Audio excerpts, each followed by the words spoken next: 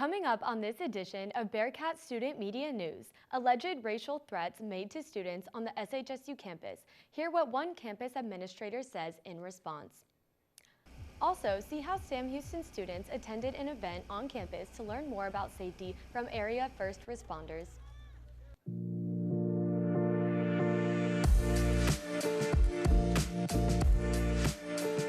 Live from the Dan Rather Communications Building on the campus of Sam Houston State University, this is Channel 7 News. Good afternoon, everyone. I'm Hannah Whittington. Welcome to Bearkat Student Media News. A couple weeks ago, an alleged assault along with racial threats targeted African American students who attend Sam Houston State University. Bearkat Student Media Zaya Williams shows us how students and school leaders want to bring awareness to the campus along with ensuring safety and accountability. As students walk around campus, they see signs encouraging and supporting diversity at SHSU. Diversity has been emphasized by the university's Diversity and Inclusion Organization. However, after the discriminatory attacks the week of September 19th, students are questioning why this would happen on and near their campus. So my first reaction was, in 2022, this is actually happening on my campus where I go to school. And some say even though racial discrimination is visible in America, the thought of it happening on campus was unthinkable. Of course, no stranger to discrimination, but it's just surprising that people would decide to do that, especially on a college campus. Honestly, was I surprised about it happening? No, but was I shocked about that it just happened in general? Yes, and I've just come to realize that it just depends on sadly where you go. SHSU Diversity and Inclusion has released one announcement and one update based on these incidents, but students still have some questions and thoughts about some of the alleged details and how valid they are. I know there's probably misinformation about what, the full story of what happened in the racist attacks. I've heard so many different variations. Through social media, students have heard reports that one of the attacks happened at the Loman Student Center, along with rumors that there was additional violence after the incidents. However, Chief Diversity Officer Janine Bias is hanging up on these rumors. I know on that next day we heard things like there were shots fired. No, that did not occur. That something happened in the Loman Student Center because on some of the messaging it mentioned a center. No, nothing happened at the Loman Student Center. And so those sorts of things we've tried to dispel as they come out. On Wednesday, September 28th, Bias emailed an update which further denied the alleged rumors about the incident occurring on the Loman Student Center. She informed the campus that both incidents are currently under investigation with the Huntsville Police Department and campus police. Now, students are thinking of solutions to make sure SHSU does not experience this extent of racial discrimination and miscommunication. But one method that already exists has been a common suggestion among the students. Use what we already have. Use the cat safe. Maybe if they had different numbers, if they had a different name, that could help differentiate between when it's a very serious threat or when it's something mild. Bias highlights the primary use of CatSafe and how we can further ensure better communication. Are there gaps in that communication? Lots of students mention a CatSafe should have been sent out. Unfortunately, CatSafe is designed for an immediate threat, and students didn't know the difference between getting a CatSafe and getting regular communication. So how can we let students know what a CatSafe means versus how other things can be communicated? And so I think that we still have some things to work on. Students also emphasize the use of technological advancements. I would say maybe have video surveillance, more of that if that's possible. Probably update surveillance, update locks, because I feel like some of the dorms have not been updated since they were built. The list of solutions does not stop here. From more racially diverse staff to more inclusive events on campus, students seek to increase inclusion at SHSU.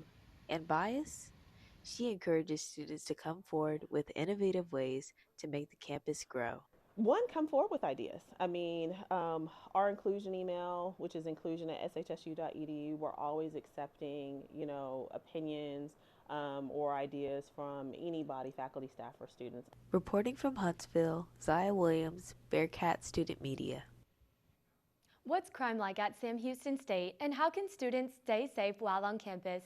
Bearkat Student Media's Eric Johnson has the story. University safety is a big topic across the world. Campus police every day find new ways to improve safety, but reports say crime has risen recently and parents are fearing for their children's safety simply just being at school. Last Sunday, the Sam Houston Police Department received a report of a burglary at the Piney Woods dorm on 2120 Avenue. The complaint stated they believe someone entered their locked room without authorization and took property without consent. This is the third report burglary of this semester, along with 3 sexual assault reports last month. Well, it's like people don't really pay attention to who's students and who's not, because it's like everybody kind of blends in here. But I always make sure that me or my suite mates lock the door, because we have an accessibility room, so it's like if you get in the main area, you can get into both of our rooms. Many students are taking precautions to defend themselves on campus.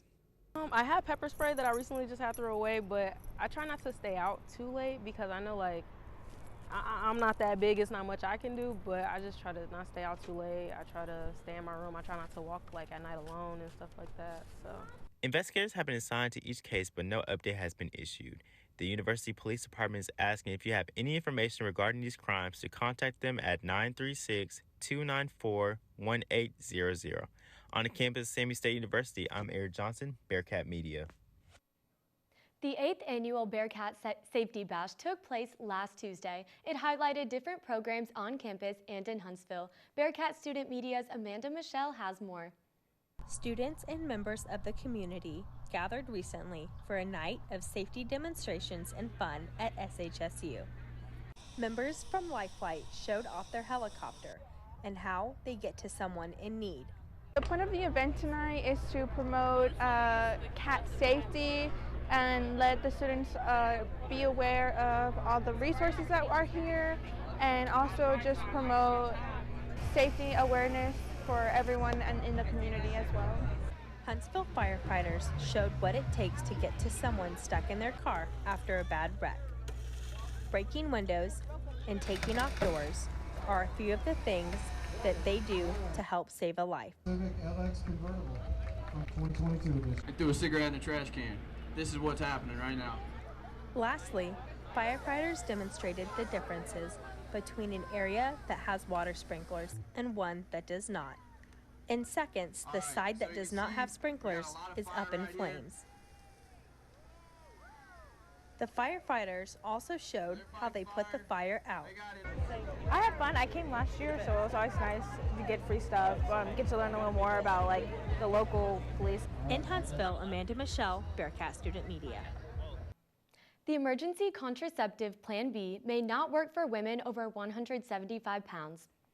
According to KHN News, demand for emergency contraceptives has skyrocketed since Texas banned abortions after 6 weeks. Plan B is the most affordable over-the-counter form of emergency contraceptive for women in the U.S. The SHSU pharmacy sells Plan B without a prescription for $25.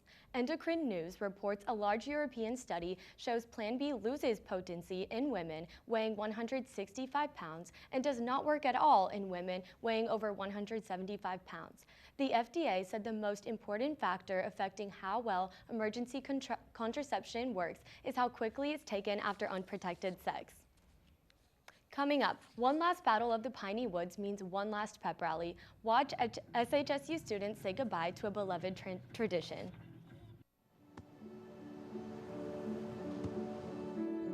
I don't remember how it started. Go to that. Our back and forth.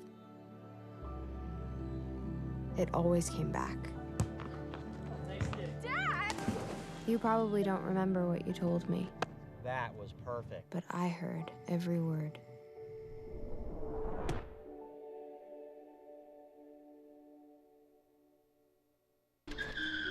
If I could go back and change it all, I would. I think I'm gonna miss you the most. I'm sorry. I'm so sorry. I'm so sorry. Maybe it's just the little moments. If I could go back and change it all. If I could go back, I would. But I can't. If you need extra cash for the holidays, the Sam Houston Memorial Museum and Presidential Library could have the answer for you. Bearkat Student Media's Austin Farmer explains. The Sam Houston Memorial Museum and Presidential Library will host its 13th annual photo contest. Museum staff is pleased the university is including the general public in the competition. So we're very proud that we can incorporate this contest with the community and bring the community in, and so that we develop a better relationship. One of the strategies of the university this year is to involve the community. And so this is one of the ways that we can really involve the community, because not everybody is a student that's a contestant. There is no age or title requirement to be a part of the contest. Any student, faculty, Huntsville resident of any age, any background is eligible. You can be a 10-year-old in an elementary school, and in fact, one from an elementary school was a winner last year. The winner will receive a cash prize from the museum, and the cost to enter is only $5. So everybody can afford that and have a chance to be the winner. Cash prizes, and it depends on how many entries we have as to what the cash prizes are. Rules and entry forms for the contest can be found at the main museum, Wigman Neosho Museum store, as well as the Katie and E. Don Walker Senior Education Center. They can also be downloaded anytime from the museum's website, samhoustonmemorialmuseum.com. Submitted photos will be on display in the exhibit gallery at the Katie and E. Don Walker Senior Education Center from November 3rd through December 31st. The winners will be announced at the awards and artist reception on Thursday, November 10th from 5 to 6:30 p.m. From the grounds of the Sam Houston Memorial Museum and Presidential Library, Austin Farmer, Bearkat Student Media. A new archaeology exhibit has opened around campus for a limited time. It's located at the Walker Education Center near campus and highlights archaeology projects across Texas. The items on display are from the wreck of the San Esteban. Each display case has a variety of different items from the wreck. Since the Texas Historical Commission made October Texas Archaeology Month, the exhibit is only open until October 30th. People can visit the exhibit for free Tuesday through Saturday from 9 a.m. to 4:30 p.m. and open on Sunday from noon to 4:30 p.m. The Department of Art at SHSU is hosting the Threshold exhibition, which highlights not only art, but life, nature, and the human body. The Dana G. Hoyt Fine Arts Building on campus holds many exhibitions throughout the year to showcase artists and their work. Threshold, the newest exhibition at SHSU, features the work of 3 Texas-based artists that emphasizes the relationship between humans and nature. The exhibition is completely free and open to the public. I think it's a great experience for students to explore their creativity and meet other art students and collab with them. The exhibition will be open through October 8th from 10 a.m. to 6 p.m. Monday through Friday and 10 a.m. to 5 p.m. on Saturdays. Again, it will be located inside the University Gallery at the Dana G. Hoyt Art Complex. An annual event has had its last go here at Sam Houston. On September 29th, the Department of Student Activities put on its last annual Fire Fest at Bowers Stadium. This event is a pep rally to elevate school spirit in the preparation for the annual rivalry game, the Battle of the Piney Woods against SFA. The pep rally included free food and refreshments, entertainment from the SHSU Marching Band, a performance by the Orange Pride Dance Team, and also a fireworks show. The event closed with the traditional lighting of the bonfire. The Bearkats went for their 11th straight win against SFA on Saturday. Highlights later in sports. Still ahead, see how an event on campus helps students gain connections and help better their career path.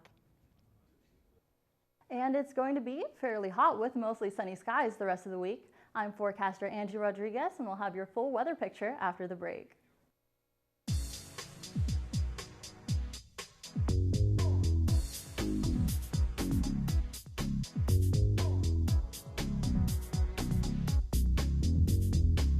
Three, 2, 1.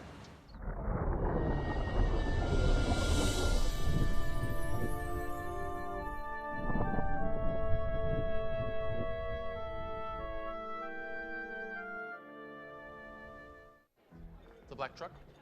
Hey, Christina from accounting. Yeah, hi. Hey, I used to date a girl named Christina.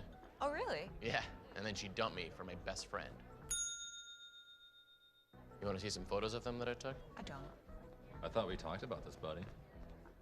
Buzz and overshared again? Yeah. Yeah. I'm gonna call a car. That's a smart idea. So, yeah, I know, that's why I did it. Hey, you're gonna get back to the top of the mountain. Does that mean I'm gonna get back with Christina? No. Oh.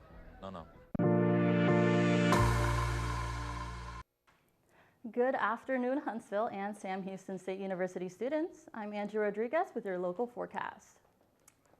It's currently 98 degrees in Huntsville with sunny skies throughout the day. The humidity is at 24%, winds at 4 miles an hour with the feels like temperature at 92. Around the region, Centerville is at 90 degrees. Groveton is now at 88 degrees. Livingston checks in at 87. College Station comes in at 90 as well. And Carno is at 87. And finally, Hardin checks in at 88. Statewide, El Paso is seeing a temperature of 72 degrees with cloudy skies. And in Lubbock, while Dallas checks in at 89 degrees, and in Brownsville, it's 91. Around the nation, it's 75 degrees in New York, 55 in Chicago, 86 down in Miami, and Denver is 57 degrees. Lastly, in LA, it is 85 degrees. For tomorrow, we'll wake up to a temperature of 63 degrees in Huntsville. Sunrise will be at 7:19 a.m. with sunny and partially cloudy skies. Winds from the west at 1 mile an hour, and humidity will be at 73%. The 5-day forecast for Huntsville: tomorrow the high is a 92 with a low of 64. Friday has a high of 90 with a low of 65. Saturday a high of 89. Sunday and 88 and sunny. Monday has a high of 89 with a low of 62 and a 1% chance of rain. That's it from the Bearkat Student Media Weather Center. I'm Angie Rodriguez. Have a great rest of your week. Last week, students attended Sam Houston State's first ever Scholarly Innovation Summit in the Lohman Student Center. Students had the opportunity to learn about scholarships, grad school, mentorships, and much more in many different sessions. One of the sessions about grad school was taught by the Dean of the grad school, Ken Hendrickson. The summit has been awesome. I think Sam Houston State has all kinds of programs in different places around the campus, but it's hard to see the whole picture. What we want to do is help people transform, not just kind of buy a degree, but transform. The event's goal was to create an opportunity for networking. It also promoted the impact of SHSU research and creative endeavors. It was a nail-biter at the NRG Stadium on Saturday. Could the Cats extend their 10-game winning streak against Stephen F. Austin and make it 11 in a row? I'm Bearkat Student Media sportscaster Eric Johnson, and I'll have all your action on the field coming up after the break. The proud son of hardworking immigrant parents, Eric Rodas chose to serve his country. A father, a soldier, and now a college graduate. He proved that circumstances have nothing to do with your outcome. Since 1879, we've been helping students like Eric determine their future. Sam Houston State University, a great name in education.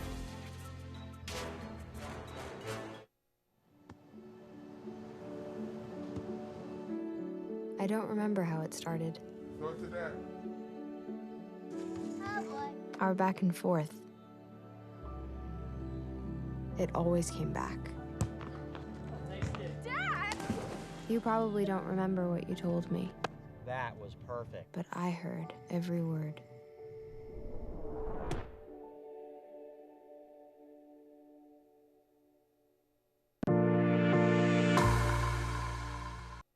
Good afternoon, everyone. I'm Eric Johnson with your Bearkat Student Media Sports. With a 10-game winning streak at Jeopardy in the 96th meeting of the Battle of the Piney Woods, the Bearkats won 17-16 at the NRG Stadium on Saturday. After a shaky start that saw the Bearkats fall behind 13-0 in the waning moments of the first half, Donovan Adkins came up with a huge stop of special teams blocking an SFA punt, which led to Keegan Smith hitting Noah Smith in the end zone for their first points of the game, narrowing the gap to 13-7. Again, after falling behind 16-10 for the most of the second half, the defense found a way to put the ball back into the offense's hands at the end of the fourth quarter. The Bearkats marched down the field to the SFA 3rd-yard line thanks to Cody Cheris, Desmond Jackson, and Shoemaker. After an incomplete pass on the 4th and goal, the Lumberjack celebration was interrupted as the officials announced offsides penalty against SFA. With one last shot at victory, the offensive line opened a hole for Jackson to strike. With the game tied at 16, Seth Morgan split the uprights with the extra point to put Sam Houston on top, 17-16, with only 35 seconds left in the game. The Bearcats were victorious as the winners of the final battle of the Piney Woods.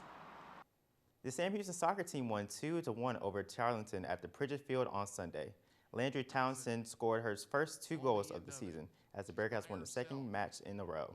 This victory improved their record to 3-6-2 overall and 2-3-1 in the Western Athletic Conference. Although there wasn't a lot of offense in the first half, the game took a turn in the second. Townsend put her Lady Bearcats on the top 1-0 by taking a deflecting in the box and pushed the ball past Texan goalkeeper Delaney Castor in the 64th minutes. Tarleton scored, but it didn't take long for the Lady Bearcats to come back with a winning shot. A lot of excitement on the field and on the court. In the coming weeks, I'm Eric Johnson, and that's a wrap on sports. The 2022 Common Reader makes its way into the hands of Sam Houston State University's students, faculty, and staff. Sitting Pretty, written by Rebecca Taussig, is a memoir featuring several conversational essays. Taussig is a disability advocate from Kansas. In the book, she writes about her personal experience living with a disability. According to Sam Houston State's website, the Common Reader program's mission is to create a shared intellectual experience. The 14th annual Common Reader events will begin on November 15th.